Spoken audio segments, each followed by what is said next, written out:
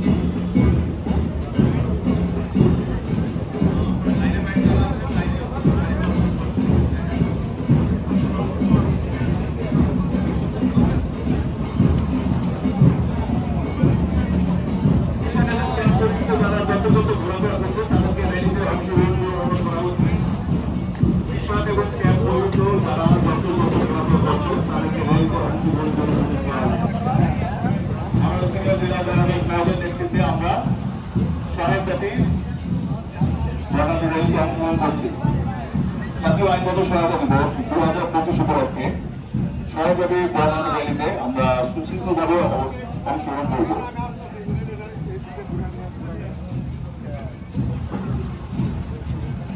আজ 28 এপ্রিল 2025 সারা বাংলাদেশের ন্যায় প্রবাসী কর্মসূচির অংশ হিসাবে শেরপুর জেলায় সিনিয়র সিনিয়র জেলায় দায়রা জজ মহোদয়ের নেতৃত্বে দিবসটির ব্যানার শহর প্রদক্ষিণ করছে।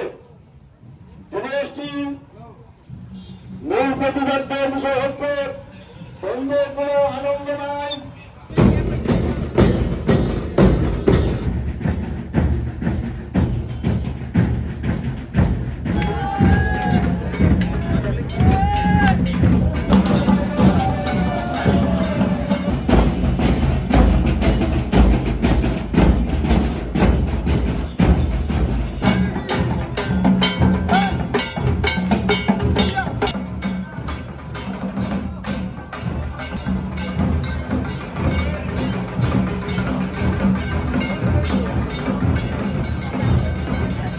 সামনে রেখে জাতীয় আইনগত সহায়তা দিবস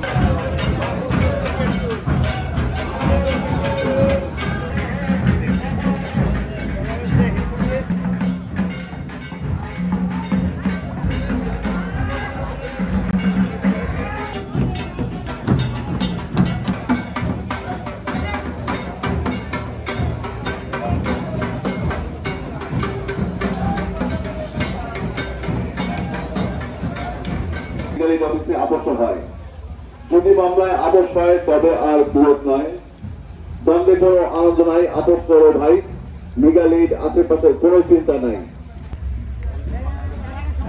প্রদক্ষিণ শেষে র্যালিটি জেলা ও দায়রা জজ আদালতে ফিরে এসেছে। সঙ্গে সঞ্চালনায় আরো থাকছেন জেলা ও দায়রা জজ জনাব জহিরুল কবির মহোদয়কে।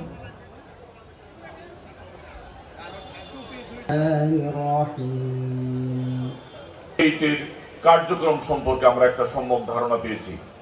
আজকের পরিবর্তিত অবস্থায় লিগ্যাল এইড কমিটি বিস্তৃত পরিসরে কাজকর্ম চালিয়ে যাচ্ছে। এই অনুষ্ঠানের র্যালিতে আমি যতটুকু দেখেছি, সম্মানিত বিচারকগণ র্যালিটাকে সুশৃঙ্খল করার জন্য কিভাবে পাশে দাঁড়িয়ে দাঁড়িয়ে সবাইকে গাইডলাইন দিচ্ছিলেন। 2000 সালে এটা আইনি রূপ লাভ করে, কিন্তু বাংলাদেশের লিগালের ধারণা সূচনা হয় 1994 সালে।